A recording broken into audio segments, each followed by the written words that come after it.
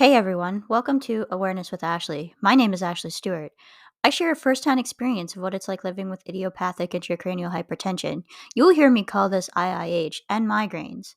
I use my own experience to share what living with IIH and migraines is really like.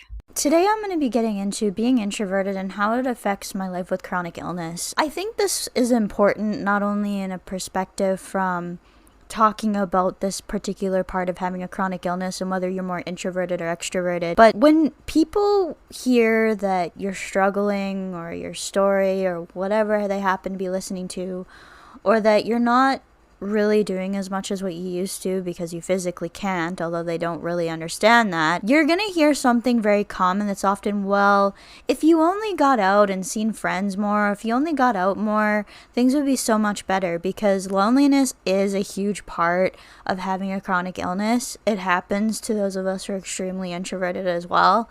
I'm gonna get into all of this over the course of the video. Now, I apologize, my voice may be coming in and out today. I am actually getting over a bit of a cold right now. I wasn't sure whether I would actually be even able to do this because I do have a lot of issues right now with coughing, and I do have a lot of issues with my voice, especially after a certain period of time of talking. This might be kind of a bit of a surprising topic to cover, but being authentically true to who you are is, I think, very important. It's something that I'm focusing on a lot lately. In general, living with a chronic illness and being authentic to who you are is really, really important because it allows you to obtain the ability to function at the best level that you can. Now, I think this applies to both introverts and extroverts. So for those of you who don't know, and I think that the term introversion and extroversion is not really well understood in what they actually are. So, an introvert is someone who loses energy with social interaction. This isn't just at a party. This isn't just when out in public. Could be with a group of people that they know very well, but is more than a handful, and it just depletes our energy. Being an introvert, though, you can actually have a very, very good and I would say almost energetic gaining time if you're one-on-one or with like only a couple people at a time. That being said, an extrovert is pretty much the direct opposite. Now, most of us tend to fall a little bit on a spectrum with this. I actually tend to be quite far towards the introvert side. I think when I did a personality test on this, I think my extroversion was like between 11 and 20%. So that means that out of so many people that you would take, you'd only find, let's say out of 100, you'd only find like 11 or 12 people that are more introverted than I am. When you're living with a chronic illness, this becomes really, really important, in particular when you're trying to manage your energy levels, because not only are you depleting your energy physically with a chronic illness, but also socially as well. It not only affects how you manage your energy, which is how fast your battery drains, that's now not functioning properly in how much it takes to recover, but it's also affecting your ability to really go beyond and push those limits. And like I said in previous videos, but when it comes to this particular topic, it's really important because you're gonna hear that, oh, if you just got out more. Actually, not only is this not true because of the way I am personality-wise, but it's not going to apply because now you're also dealing with the physical depletion. I actually put this in here that I'm not really going to be able to talk much about how an extrovert might feel. The only thing I can possibly fill into with this is I honestly can't imagine being extroverted with an illness like IIH or chronic migraines. I think most would tend to retreat to their inner world when sick, but as far as how it affects an extrovert in a prolonged way, it's not something I can imagine, because for me, I tend to want to be alone as it is, like whether I'm healthy or not, it's just the way I am. But for an extrovert, you'd crave that social interaction. And the fact that you're physically not able to do that, it's hard for me to put myself into those shoes because I don't have that personality. So I naturally tend to retreat into my inner world, essentially, when I'm dealing with not only rough times, but also during good times too. And it's because particularly during good times, I'm going to be doing a lot more social interaction than when I'm not feeling well. Gets into a common phrase that we hear all of the time, which is, oh, if you just got out more and seen your friends or seen people more often, you would be so much better and feeling so much better. And to a point, I kind of agree with this. Like, there's good intentions behind this piece of advice. However, when you're an introvert, this isn't going to apply even under normal circumstances. So, like, yeah, it would be nice maybe to get together with a friend or two. But the reality is that if I have a friend that is that close where we're spending one-on-one time together, generally probably going to be telling them about what's going on, and probably getting together with that person is something that I'm going to be doing naturally because it's going to be a way of kind of venting out frustrations. People often say, oh, if you just got out more, you would feel better. This actually is untrue on two levels for me. One being that I'm very introverted. My ideal time, especially if I haven't had much time alone, is just that, to be alone. I actually need this time to recharge, or I'm going to be looking at a red line on my battery. Now, getting into this battery example here, this is what I want to get into. So you've got a battery and it starts at 100% and it slowly drains over time. But the difference is that when you have a chronic illness, that battery drains really, really fast physically, but it also, you don't reach that 100% when you recharge or rest or sleep or whatever happens to be the case. You generally tend to maybe only get to 75-80%. And this is also another example of how I can talk about, oh, I'm about 80-85% of what I used to be. This also applies to the battery in that particular case as well. So when you're dealing with your battery draining, I may start out at the 80% mark, and that slowly drops down to 0. Actually, sometimes it's not so slowly. It depends on what's going on. If I'm just having a day where I'm at home and can kind of manage my day of how quickly things are coming at me or how quickly things are happening, the battery drain is generally pretty normal compared to what it used to be. But let's say I have a really, really busy day at work. Again, just getting into this, it can be draining extremely, extremely fast. I think that's really, really important to mention and talk about, because not only does your battery not get up to 100%, but it's draining really fast. Now, I don't have my phone on me because I'm actually using it as my camera right now, but think of it as a phone that is almost to the point where it's needing to upgrade. So your phone, although it claims that it charges up to 100%, it like depletes really, really quickly, or it may not charge up to a full 100%.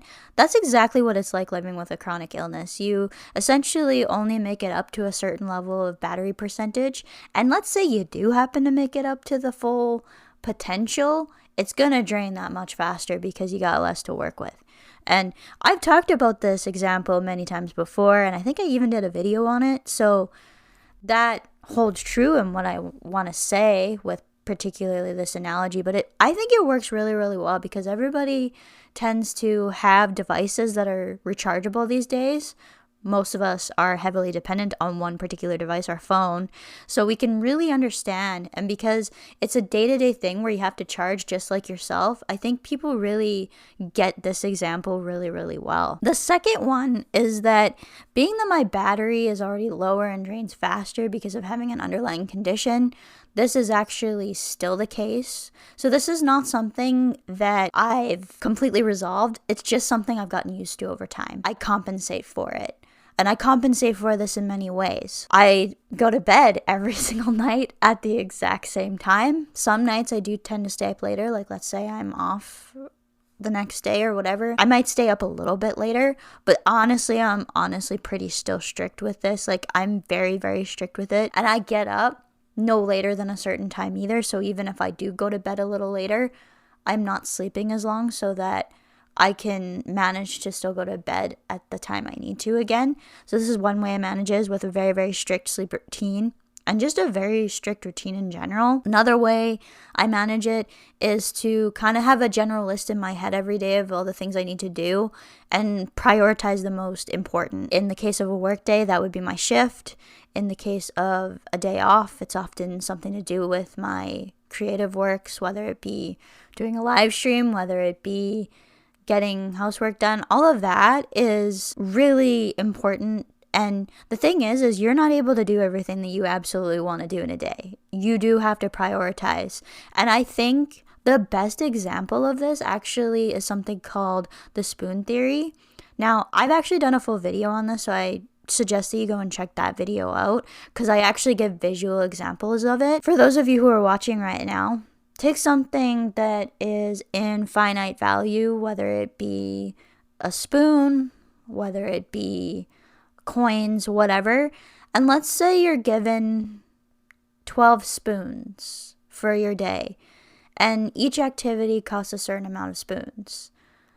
And the reason why I give you so little is because that's the reality of living with a chronic illness. You have to make it so that you prioritize the most important things to you in that particular day. And so that means some things do tend to suffer. And it may be that you have to work slowly over time to get the other things done that you want to do. Because of energy being such a finite thing in this particular situation with chronic illness, your time and your energy are extremely valuable commodities. I'm going to give you a piece of advice right now. If you find that someone is draining your battery or manipulating your resources in any way, this might just be the personality that I am, but it's time to cut them off. Getting into this in the longer term, when I wasn't able to get out except for on very rare occasions, this did start affecting my mood, and it got really frustrating because we'd only do some things a very, very limited amount of times in a month. And there would be times where I would want to be able to do something, or, even just go out for a meal with family was like one of these examples. And I would realize later in the day that I just can't do this. It's not there. I'm not feeling well enough. So it did start affecting my mood because at that time, I wasn't seeing anyone except for the people in the house. And so think of how you guys felt during lockdown or during the COVID-19 pandemic in like March, April of 2020, kind of when everyone was very restricted on what they could do and where they could go. And that's what it's like living with a chronic illness a lot of the time. I would say actually when you're at your worst, that's what life with chronic illness is like. And so it does start affecting your mood and it does start affecting your mental health. Now, I was able to kind of compensate for this during the warmer months, like during spring and summer, because I could get out. And although I was still alone, so that wasn't helped much in the social factor, it did help getting out of the house during those periods of time. Now, it does suck to be at home constantly all the time and not seeing other people. And now that I have a job where I have a lot of people around me, I not only deal with the public as well, so that, you kind of get your social interaction that way. It's a different type of social interaction, though, compared to, like, what a lot of young people are used to, which is, like, going out to bars and clubs and all of that. And I actually had not mentioned this in my notes, but going to those specific places with this particular chronic illness and IIH and migraines can be particularly not so great because you're dealing with a sensitization to often lights and sound at the same time. So I still don't like bars or really, really noisy environments. It can bring me a lot of pain, even though I have not really dealt with the major symptoms for quite a while now. Like, there's still underlying effects, I guess, but, any amount of symptoms that I do have are so minimal that it's not really noticeable. But it seems like those louder environments or really, really bright environments too can actually bring that on. So there are certain situations that some of us may be avoiding because it is what we call a trigger, and it could make the situation worse. Even on a good day, it can make the situation worse. The thing that I really appreciate these days is that when those people that make plans, I can actually generally have an idea of whether I'll be feeling well enough to go. And actually, I have had some events happen or some things where I've had to make a commitment during my worst of times. And although there may be a little bit of a lower productivity, I've never had to miss out on an event, thankfully, because of my medication. So this is part where my medication has been an absolute game changer for me. Now, I know that not everybody has the same response to things like Aimovig, but I am so thankful for it because it has given me this freedom back that if I make a plan, I generally know that I can probably make it. And even during kind of those harder times of the month, or, sudden things come up like a change in weather or whatever, it's not often something that's affected, which I'm forever thankful for. And it's not something where I feel like I'm going to need to worry that I'll be sick if I have something planned in the upcoming few days. It is so nice to go, oh yeah, I think I can make it to that. And, these events are so rare, like they only happen a few times a year, that it's enough that it's not going to burn me out, basically. When someone with a chronic illness goes somewhere, it can take days to physically recover. When I go to an event, being an introvert, it takes a few days to recover from that event. When I go to an event, being an introvert, and having a chronic illness or underlying medical condition on top of that, it takes several days to recover. I don't know if you guys have seen this meme. I don't actually have it and put it on here, but if you've seen the meme with the girl on the bunch of pillows that goes, what happens after a good day? If you're on any type of chronic illness pages, you've probably seen that meme. And it's so accurate for like what happens after you go to an event like that. You just feel so sore and so blah. Like the day after I had this event at the start of December, it was my work Christmas party actually. I think it took me 2 days to recover. It felt like I was hungover. I don't know that I've ever been actually hungover from alcohol in my entire life, because when I was old enough to actually start consuming alcohol here, I was 19 and I was already gluten-free at that point, so I didn't really get to experience much of that. But if I had to picture what a hangover is like, that was pretty close. And actually it took me 2 days to recover from that. It was not just because I had been at a social event that is way out of my comfort zone, but I was also dealing with the effects of having chronic illness on top of that. And you get reminded when you go to an event like that and you're feeling okay most of the time. It's like, oh yeah, I still have this thing, even though it doesn't really feel like it most of the time. Because you're dealing with such that low background noise that you're like, is it really still there? And I'm able to function so well now that it's kind of a reminder to me that, oh yeah, it's still not perfect. I actually don't mind it some of the time, because it is a reminder that things aren't perfect, and it's almost like a brake pedal on the acceleration on everything that I want to do. So not only does this apply physically, like I said, this applies to an introvert socially as well. So you guys may be wondering, well, how do I know if I'm an introvert or an extrovert? You may not have thought about this before. So I'm going to give you an example here of you have some type of an event. Let's say you have a wedding coming up, and you're going to a friend's family's wedding. Let's just say that. You've agreed to accompany them. Maybe it's your date, or maybe it's a really well-known partner and their partner has a family wedding, so you're not really going to know anyone. Or let's say for me, for an example, it was meditation retreat. Now, meditation retreat was a little bit different because of the silence aspect. It was very introvert friendly in that case. I knew I wasn't going to have to talk, which was a very, very welcoming thing. Yeah, I mean, there was parts before and parts afterwards, but there was generally a thing of silence, which was kind of nice because there wasn't that social pressure. But anyways, look, let's say you have some type of conference or something coming up, and do you tend to cringe at this whole thing and would just rather stay in your hotel room because of the pressure of the socialization? Or are you like, yeah, let's do this, I can make so many new connections and whatever? If you're more number one, you're an introvert. If you're more number two, you're likely an extrovert. Now, I also want to add this point.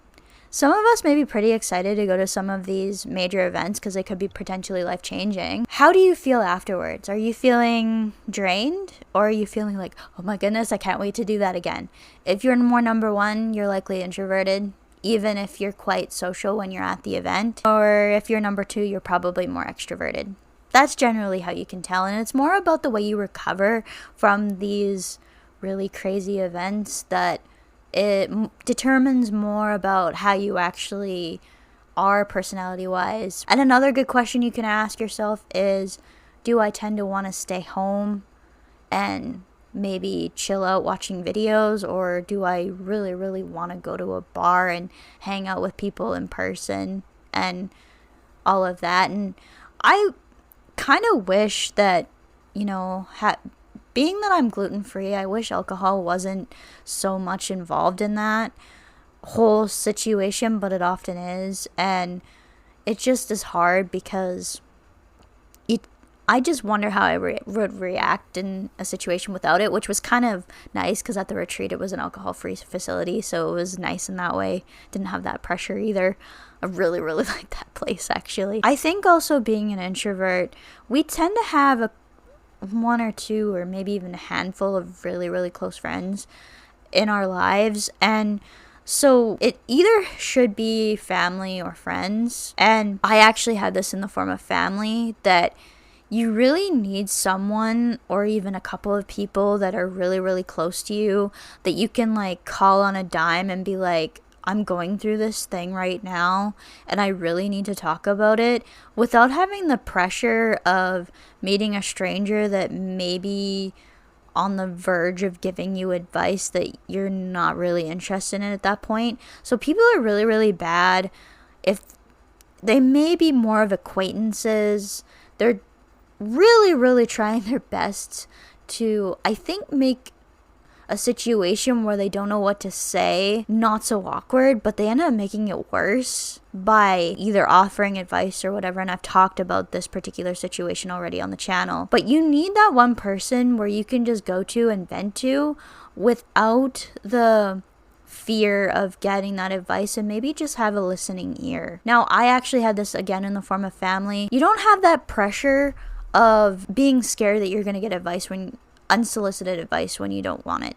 And I've talked about this, and I've put this out more for kind of public awareness, that it's okay if you honestly don't have the right words to say. People immediately want to jump to advice because they want to feel like they're helping you out.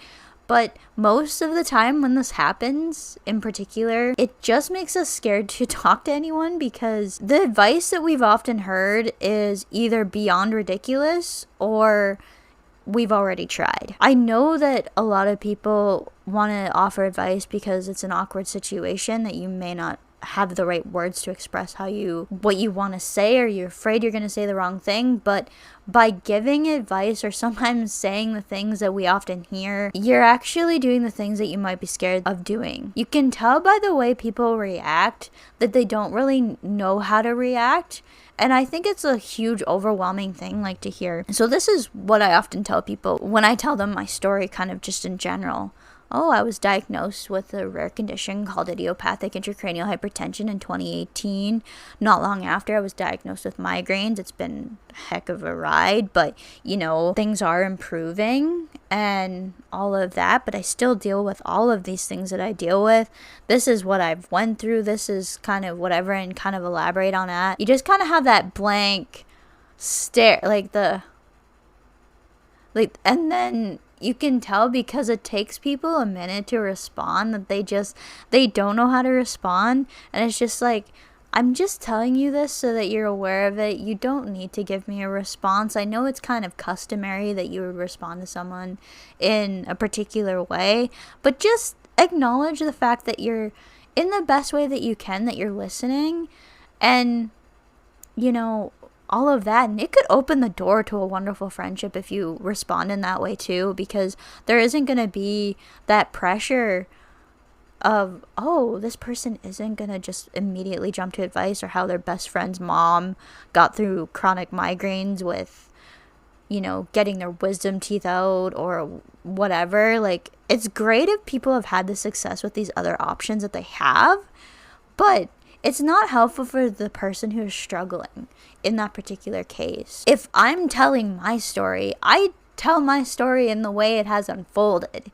But if I was to meet someone else, maybe dealing with where I was back in the time of, let's say, April, May of 2019, I'm not going to tell them, oh, you should totally just get a prescription, ask your doctor about Aimovig, and all of this would be better.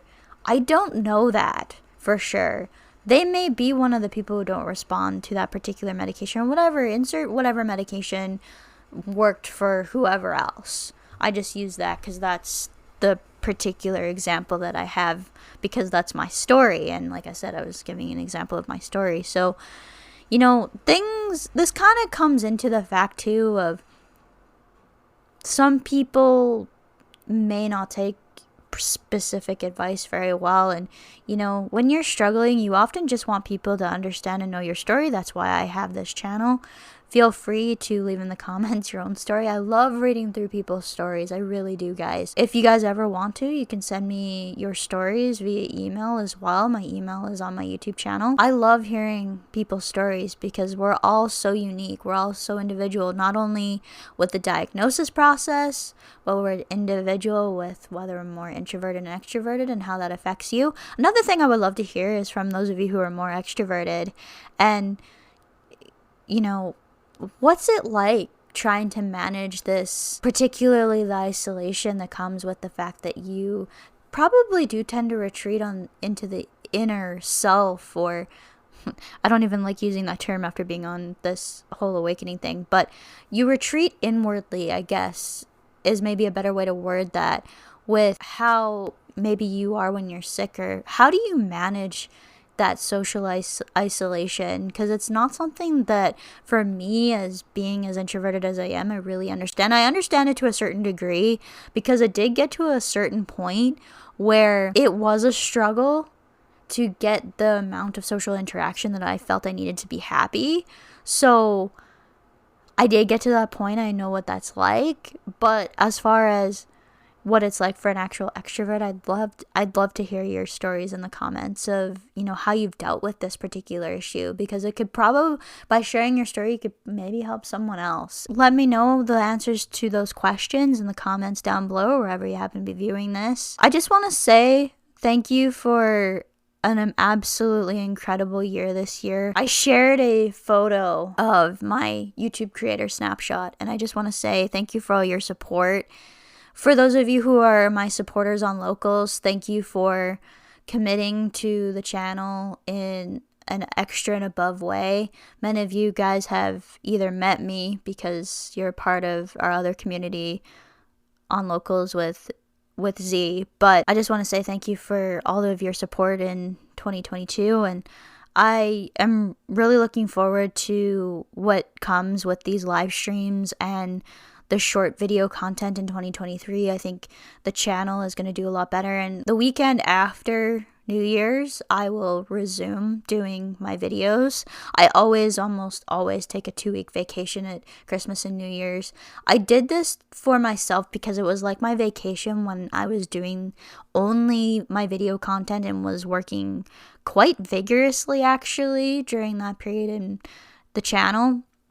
But because now I'm working in the environment that I am in, I want to have all my energy for that, and I also just want to be able to give myself the time with my family when I do have my days off. That is why I often do take a break at Christmas and New Year's, but I think it's just a good time to take a break in general. It's good to take breaks from doing this, and it allows your creativity to flow even better when you come back. I'm hoping that actually in the new year, if I'm not able to do a stream on, let's say, a Sunday, it'll be Sundays all the time now because I'm guaranteed every Sunday off.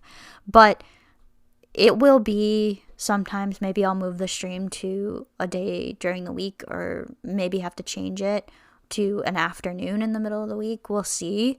But I'm hoping that I can be a little bit more consistent with these weekly lives because I absolutely love doing this. Even though I'm not really getting anybody in the live chat yet, I'm sure and I'm hoping that that changes with time as the live stream becomes something that people get accustomed to. I really do want to focus on live streaming in 2023. If you want to find me off of particularly YouTube, you can do so on Instagram at Awareness with Ashley. On Facebook, Ashley Stuart, same as my channel. Twitter, Ashley Stuart 94. TikTok is Awareness with Ashley, or if you want to have some more fun without migraines or IIH in the conversation at all, you can follow me at Ashley Enjoys Music. And you can also come to Locals. My Locals page is linked in the description, ashleystewart.locals.com, and that's where you can support me just like on Patreon, and you get access to community, and you can make your own posts, and eventually, if we happen to grow that enough, we'll start doing supporters only live streams over there. That's it for me for 2022, and I hope you guys have enjoyed this particular stream. I'll see you in the new year. Happy New Year and Merry Christmas, everyone. If you enjoyed this podcast, please consider subscribing and leaving a review on your favorite podcasting app. It really helps get the show out there. Hope to see you again next week for our next episode. Bye, everyone.